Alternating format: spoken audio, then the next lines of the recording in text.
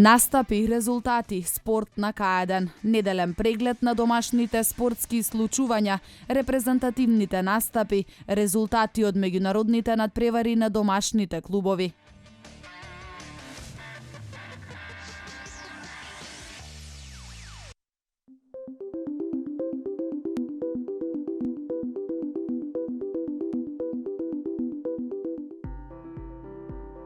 Вторник, 1 декември, на К1 телевизија, емисија за здравство, живе и здраво, 19 часот. Гостин, доктор Ирена Андонова, гинеколог акушер од специјалната болница Филип II.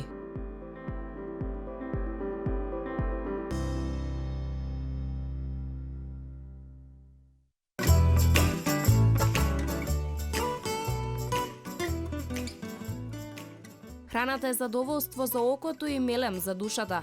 Гответе заедно со К1 кујна. Интересни совети, кулинарски вештини. На главното мени, современи, но и подзаборавени традиционални македонски јадења.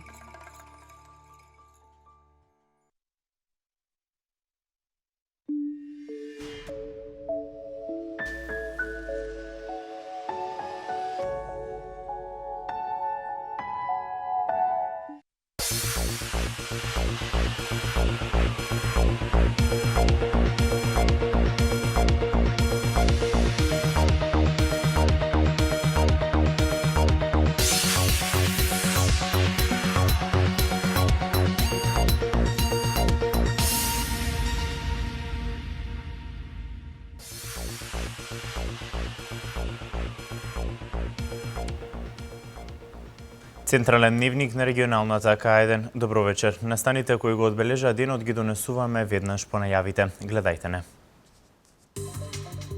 Преку мерката за вработување на млади лица до 29 години се вработиле 10.750 лица. Денеска започнува исплатата на субвенциите за млекопроизводителите и земјоделците чија основна дејност им е пољоделството. Од утре почнуваат бесплатните прегледи за жените во текот на целата бременост.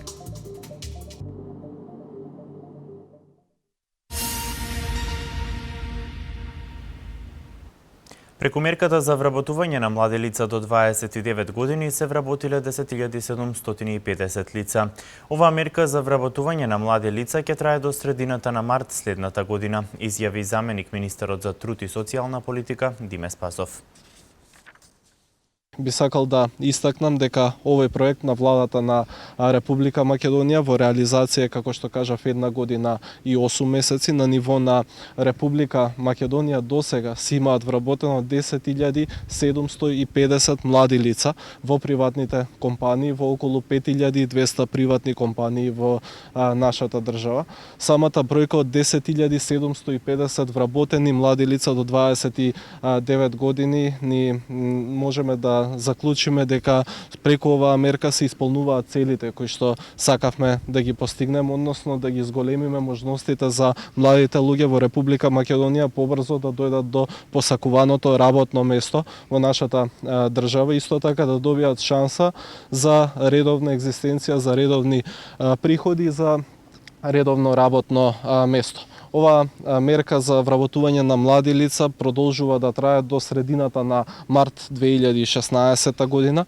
Ги повикувам сите заинтересирани приватни компании да ја искористат поволноста која што ја нуди самата мерка, да направат значителна заштеда за отворање на нови работни места, средства кои што понатаму ќе ги наменат за развој на сопствените компании, средства кои што ќе помогнат во раздвижување на македонската економија, меѓутоа исто така и мерка која што најбитно ќе продолжи да отвара нови работни места за младите луѓе во нашата држава и да вродува со значителни резултати, а со тоа и да влијае на намалување на невработеноста во Република Македонија, која што очекуваме да продолжи понатаму значително да се намалува со текот на времето.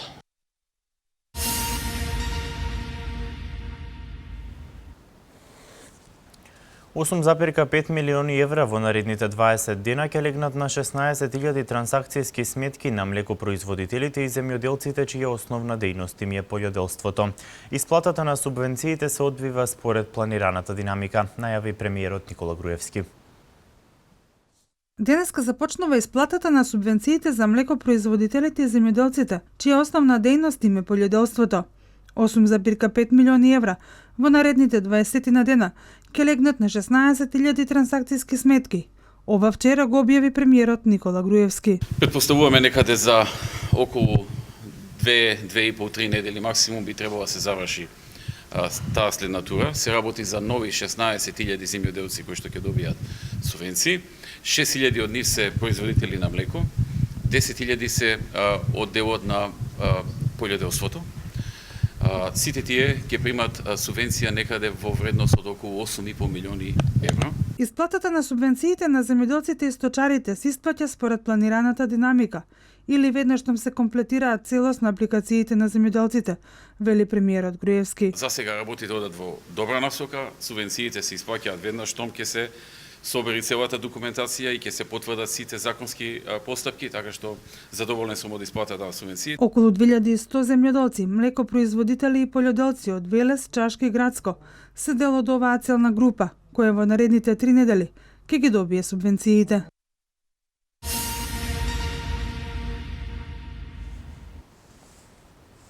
Доделени 70 решенија за легализација на бесправно изградени објекти во општина Кавадарци.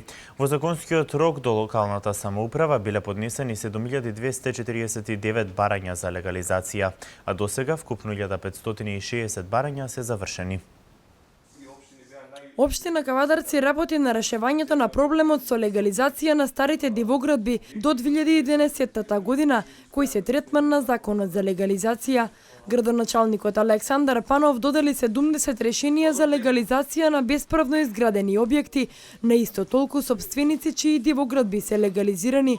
Инаку со овие 70 нови решенија, вкупната бројка на завршени предмети за легализирање се ближи кон 1/3 од вкупниот број. Поканив одредена група на граѓани на кои што лично им ги доделив решенијата за легализација, им посакав да им користи таму кај што им е потребно тој имот. Секако ги известив и за тоа дека во иднина не треба да се повторува и покрај тоа што од време на време се повторува и во овој период додека е мораториум за дивоградење да имаме доградба на некоја шупа, на некоја гаража или на нешто слично, некој помал објект. Според градоначалникот Панов, со законот за легализација на бесправно изградени објекти, донесен од владата на ВМРО ДПМНЕ, се излегува во пресрет на сите оние кои досега правно формално не можеле да располагаат со својот имот кој се водел како дивоградба. Тој додава дека сите лица кои не ги почитуваат законските одредби ќе бидат санкционирани со рушење на бесправно изградените објекти. Не би сакал и овој пат да заборавам, а да не предупредам дека дивото градење после 2011 година е забрането. Оттаму на сите оние кои што се обидуваат и кои што диво градат, сакам уште еднаш да ги предупредам да не продолжуваат со таквите активности, бидејќи навистина верувам дека тие ќе бидат штетни и за нив и за нивниот буџет. Во законскиот рок до локалната самоуправа биле поднесени 7249 барања за легализација од граѓани и правни лица, а заклучно со овие решенија бројот на завршени предмети изнесува вкупно 1560 легализации. Бројот на предмети кои се во постапка изнесува 2700. Од вкупно пријавените за 2983 предмети, постапката е прекината од различни причини, додека 6 барања се целосно одбиени.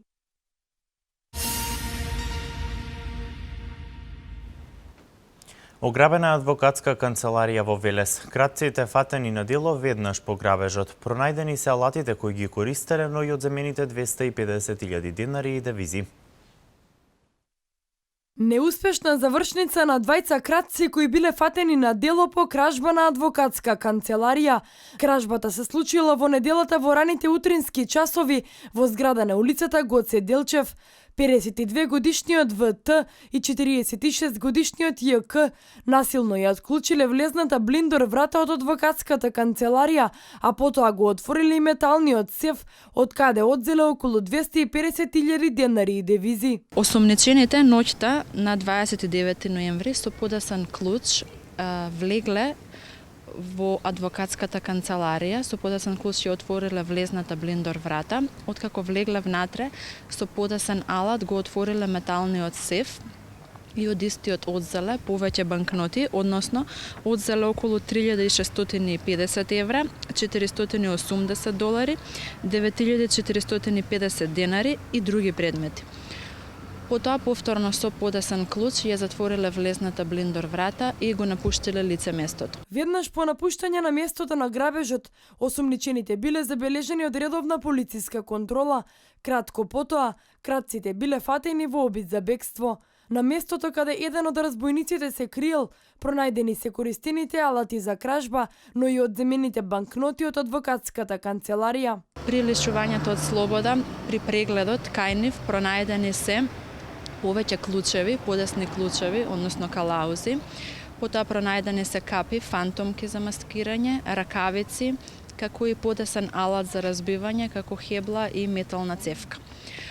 Исто така во помошна просторија од куќа лоцирана на улица Страшо Пинџур, односно просторијата каде што едниот од сега пријавените се криел додека истиот бил баран од полициските службеници, пронајдени се и сите банкноти кои претходно се одземени од адвокатската канцеларија. Против двајцата кратци е поднесена кривична пријава за сторено кривично дело тешка кражба. Истите се изнесени пред надлежен суд, од каде им изречена и мерка притвор од 8 дена. Двете лица и од претходно им се познати на полицијата, а им биле изрекувани повеќе затворски казни за разни кривични дела.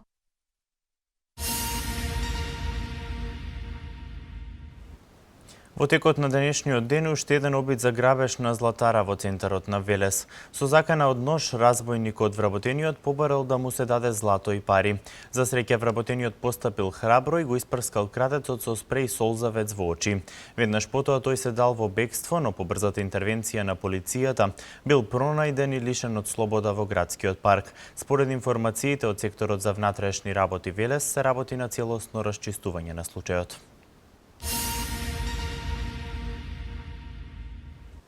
Во Кавадарци доделени сертификати на лица кои во 2015 година вршеле општо корисна работа од областа на пружање помош и грижа за стари и инвалидизирани лица.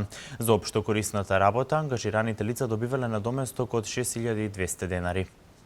Доделени сертификатите за одлично завршен ангажман на кавадарчани, опфатени со проектот општо корисна работа.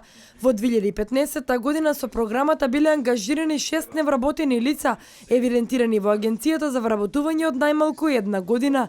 Ангажираните лица во изминатиот период извршувале работа со скратено работно време од 20 работни часа неделно. Нивниот работен ангажман е од областа на пружање елементарна помош и грижа за стари, изнемоштени и инвалидизирани лица. Во изминатиот период 6 наши сограѓани, нели малку помлади од тие на кои што им треба помошта која што тие им ја нудеа, беа во нивните домови, беа составен дел на некој начин на нивната на фамилијата на овие возрастни луѓе, поединци, самци или пак парови. Луѓе кои што се изнемоштени, за кои што секојдневието представува и голем терет. Во тој смисол, тие им помагаа изминатиот период во нивните набавки, во домашни работи. За оваа работа ангажираните добивале надоместок од 6200 денари месечно со вклучен персонален данок на доход и осигурување при случај на несреќа при работа, како негователи, односно помошници за давање на услуги во домашни услови. Со проектот биле опфатени 24 крајни корисници, односно секој ангажирано лице било задолжено со обслужување на 4 лица. Според градоначалникот, успешноста на проектот ја наметнува потребата истиот да продолжи и следната година. Мене лично ме трогна овој проект и мислам дека ќе изнајдеме начини како да после буџетот во декември да одделиме одредена сума на финансии и да ги наменеме токму за овие лица за да помагаат и понатаму. А потоа во април-мај, кога по завршување на изборите, да си влезат во еден редовен тек и да се продолжи истиот овој проект. Бидејќи од овој проект нема ниту една несакана последица, има само добри работи. Во организација на UNDP, ангажираните лица посетуваат обука и добиваат меѓународно признат сертификат за помината обука за негователи. Според Панов, истовремено, општо корисната работа допринесува и за постепено вклучување на невработените лица кои имале потешкоти во инклузијата на пазарот на труд.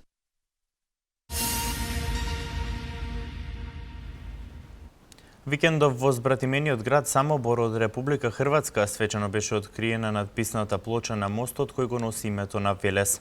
Плочата заеднички ја открија градоначалникот на Самобор Крешо Белјак и градоначалникот на Велес Славчо Чадиев. Трајната поврзаност на двата града влече корени од далечната 1939 година, кога Кочо Рацин, основоположникот на македонската современа поезија, во печатницата Шпулер во Самобор ја отпечати збирката поезија Бели мугри. Повелбата за трајна соработка е подпишана во 1977 година. Во таа насока и одлуката донесена во 2012 година за именување на мост по името на пријателскиот град Велес. Посетата беше искористена и за средба со македонските иселеници кои живеат во Република Хрватска.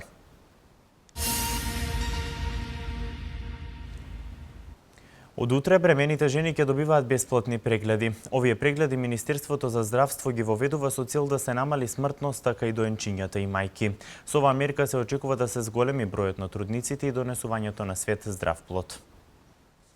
Бремените жени почнувајќи од месец декември ќе добиваат бесплатни прегледи. Ова се новите укажувања на Министерството за здравство, кои се за цел намалување на смртноста кај доенчиња и мајки. Од сега гинеколошките и микробиолошките прегледи на бремените жени, биохемиски анализи вклучувајќи го и породувањето, како и советување на бремените жени при посета од страна на патронажните служби, сите здравствено осигурани трудници нема да плаќаат партиципација за овие услуги. Со оваа мерка се очекува да се зголеми бројот на трудници и донесувањето на свет здрав плод. Очекуваме ефектот да биде многу голем заради тоа што се покажа дека и за таа мала партиципација која што ја плаќаат жените кои што имаат осигурување, сепак ретко некој од нив ретко одат на контроли кај матичен гинеколог и за тоа се случуваат немили настани како абортус или предвремено породување или раѓање на плод со аномалии. И затоа е донесена оваа мерка со која што кога една трудница нема да плаќа партиципација, тогаш таа трудница ќе си оди кај гинеколог и ќе има редовни прегледи, редовни ехо прегледи, микробиолошки анализи и лабораториски анализи за кои што нема да плаќа партиципација. Целото тоа ќе биде за неа бесплатно.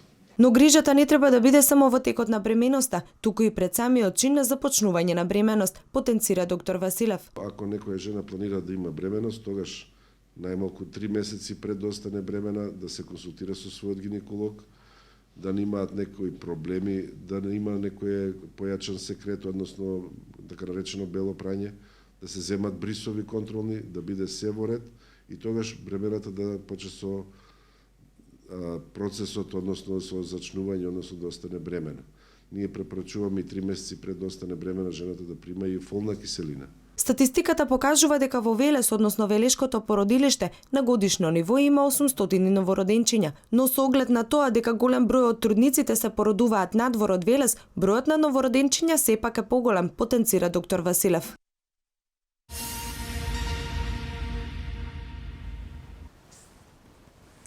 Среда, 2 декември е неработен ден по повод денот на дрвото, но ќе работат сите здравствени установи. Одложено продолжението на анкетната комисија за прислушувањето. Избрани најдобрите училишни веб страни. Вестите од Македонија. Сите оние пациенти кои имаат закажано прегледи во среда на 2 декември, кога всушност е и неработен ден поради реализирање на акцијата Ден на дрвото, нема потреба да стравуваат дали нивните прегледи ќе бидат реализирани. Министерството за здравство, имајќи во предвид дека станува збор за специфична категорија на граѓани, ги задолжи сите јавни здравствени установи во државата редовно да работат и да се реализираат сите закажани прегледи и интервенции. Закажаните прегледи во специјалистичко-консултативните амбуланти, кабинети за снимање и други диагностички процедури, како и закажаните хируршки интервенции, нема да бидат одложени, туку напротив, сите прегледи и интервенции ќе бидат непречено изведени. Што се однесува до линијата Ало докторе, и во тој период, како и досега, ќе биде достапна 24 часа и ќе овозможи непосредна медицинска консултација во моментот на појава на различни симптоми на нарушување на здравјето. Од 15.9. 2014 година на 0215 123, од кога започна да работи телефонската линија за медицински совет Ало докторе, има вкупно 64.507, а во текот на изминатава недела се примени вкупно 1.303 повици.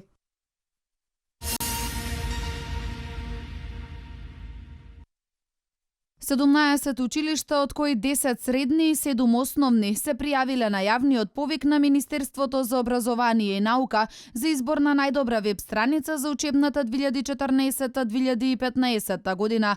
Основното училиште Кочо Рацин од Куманово и средното училиште Ѓорче Петров од Крива Паланка се избраните за најдобра училишна веб страница. Заменик министерот за образование и наука Спиро Ристовски потенцираше дека со директно вклучување на учениците во изработката се поттикнува креативноста кај нив. Преку проектот за избор на најдобра училишна веб страна која Министерството за образование и наука го започна минатата година, имаме цел да ја поттикнеме креативноста и квалитетот во изработката на училишните веб страни, но и секако надпреварувачкиот дух меѓу учениците, кој што ја зголемува нивната креативност и иновативност.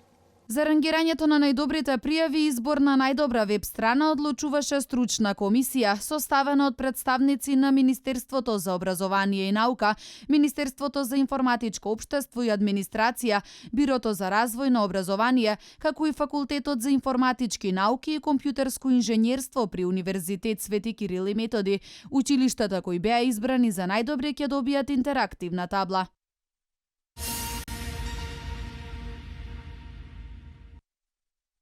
Членовите на анкетната комисија за скандалот со прислушкувањето и денес не успеа да започнат со работа, иако продолжението на седницата беше најавено за во 14 часот. По половина час председателот на комисијата Петре Шилегов им посочи на новинарите дека таа се одложува за утре во истото време. Како што појасни, остануваат уште 2 прашања за кои што е потребна координација, додека останатите разлики се испеглани. Тој не прецизираше за кои 2 од неколкуте спорни прашања е потребна дополнителна консултација, но потенцираше дека членовите се многу блиску до договор. Формирањето на анкетната комисија за испитување на скандалот со прислушкувањето е дел од меѓупартискиот договор од Пржино.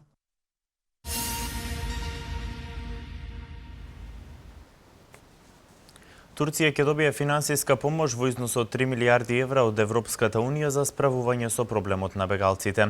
Безбедноста на самитот на ОПСЕ кој ќе се одржи во Белград е подигната на највисоко ниво. Следуваат вестите од светот.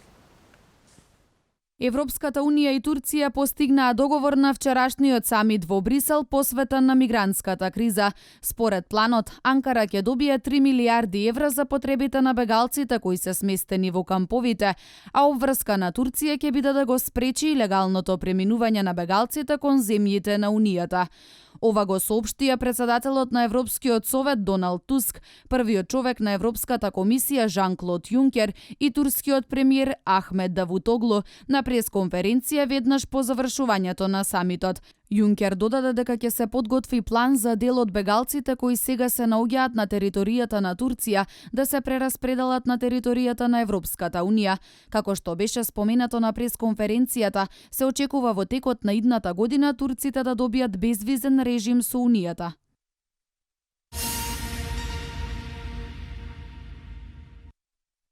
Безбедноста на самитот на Организацијата за безбедност и соработка со Европа, кој ќе се одржи на 3 и 4 декември во Белград, е подигната на највисоко ниво.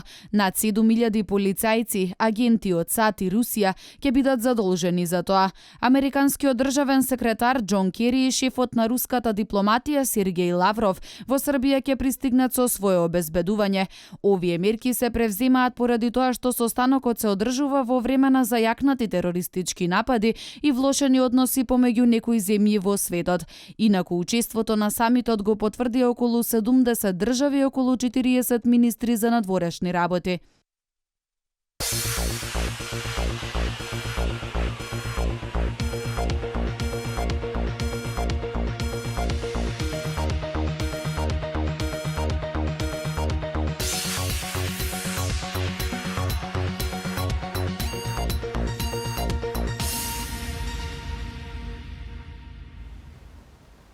Екипата на МЗТ Скопје го доживеа и петиот пораз поред во регионалната АБА лига и Металург со уште еден пораз во ракометната лига на шампиони. Домашни спортски вести. Екипата на МЗТ Скопје забележа нов пораз во АБА лигата, откако на гостувањето кај Тајфун беа поразени со 68-62. Македонскиот шампион, иако по првиот дел имаше предност од 31-32, сепак големиот пат во продолжението ги чинеше штраковите, пораз кој е пети последователен во оваа надпреварување. Томаш Болчина со 19 поени беше најефикасен поединец на овој меч, додека Марко Луковиќ беше најефикасен со 12 поени кај МЗТ Скопје. Со новиот неуспех, металците сега имаат 16 поени и го заземаат 10-то место во регионалниот турнир. На другите два надпревари што се одигра, екипата на Партизан на гостински терен загуби од Цедевита со 72-75. Будуќност на домашен терен после продолженијата победи против екипата на Сутјеска 89-87.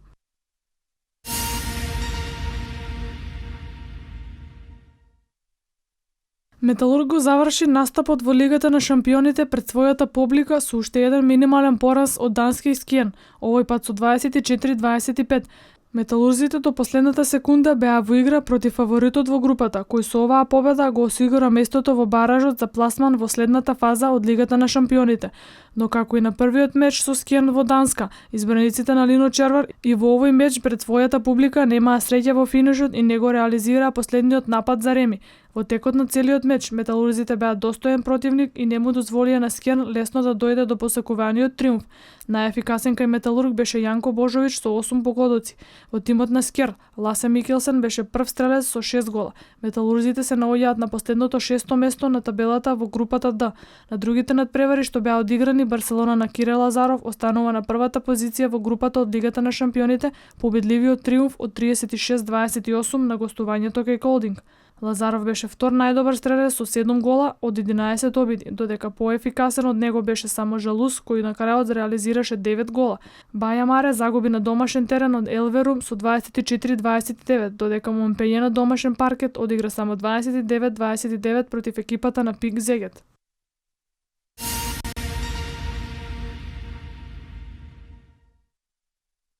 Вчера вечер се одигра надпреварот од 6-тото коло од втората македонска футсал лига. Овчеполци на домашен терен извојуваа убедлива победа против екипата на КМФ Шкендија од Тетово со 8-4. По низата порази овчеполци одиграа одличен надпревар и ги освоија 3 бода, пошто од 5-то место на табелата се искачија 2 места погоре. Полните трибини дадоа дополнителна поддршка и мотивација за убедливата победа. Стрелци за домашната екипа беа Боби Андонов, Александар Петровски, Ѓорги Султанов, Кристијан Михајлов, Горан Донев и Виктор Доневски. Следниот надпревар се игра против екипата на КМФ Цико Стојаково.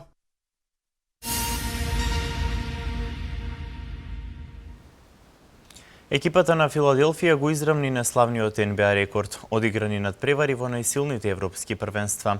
Најинтересниот дуел Тотенхем и Челси без голови. Меѓународен спорт. Во најинтересниот дуел кој во текот на вчерашниот ден беше одигран во најсилните европски првенства, заврши без победник. Во англиската премиер лига Тотенхем и Челси одигра интересен дуел, но без голови. Ливерпул минимално со 1-0 победи против Свонси, а единствениот гол го постигна Милнер во 62-та минута од пенал. Екипата на Арсенал одигра 1-1 на гостувањето кај Норич. Во француската прва лига екипите на Олимпик Марсеј и Монако во француското дерби ги поделија бодовите, одигрувајќи 3-3. Екипата на Бордо загуби на домашен терен од Каен со 1-4. Со оваа победа Каен се наоѓа на втората позиција на табелата со 28 бода. Во италијанската серија А, Јувентус запиша гостинска победа против Палермо со високи 3-0. Надпреварот беше решен во второто полувреме кога хрватот Марио Манџукиќ во 54-та минута го отвори резултатот. Високата победа Јувентус ја обезбеди во самата завршница кога најпрво Стураро во 89-та стрелаше за 2-0, а конечните 3-0 ги постави Заза во 93-та минута. Јувентус се чини се враќа во победничкиот препознатлив ритм, а во моментов е пето место со 24 бода. Рома на домашен терен загуби од екипата на Атланта со 0-2. Дортмунд во германската Бундеслига победи со убедливи 4-1 против Штутгарт. Леверкузен и Шалке одиграа само 1-1. Први во водство дојдоа гостинските фудбалери во 50-та минута, за во 85-та минута домаќините да го издрмнат резултатот. Реал Мадрид им се врати на победите во премиера, по 2 пораза едно по друго. Кралевите триумфираа со 0-2 на гостувањето кај Ибар и иако не блескаа, сепак ги освоија планираните бодови. Герет Бел во 43-та минута го доведе кралскиот клуб во водство, а Кристијано Роналдо од пенал во завршницата од мечот стави точка на триумфот. Во дерби над преварот, екипата на Севиља на домашен терен победи против Валенсија минимално со 1:0. Единствениот гол беше дело на Ескудеро во 54-та минута.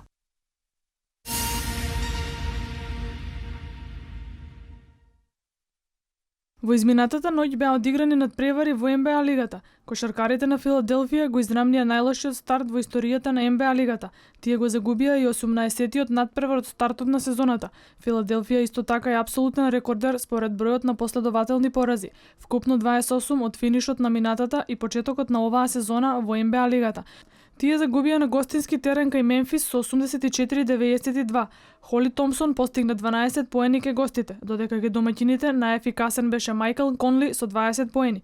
Екипата на Индијана, предводена од Пол Џорџ со постигнати 39 поени, славеше над Лейкерси со 107-103. Коби Брајант на 6 секунди до крајот промаши тројка за израмнување. Тој мечот го заврши со 13 поени. Резултати од другите надпревари: Њу Јорк Хјустон 111-116, Орландо Бостон 110-91, Бруклин Детройт 87-83, Лос Анџелес Клиперс Минесота 107-99, Шарлот Милвоки 87-82 и Торонто Феникс 102-107.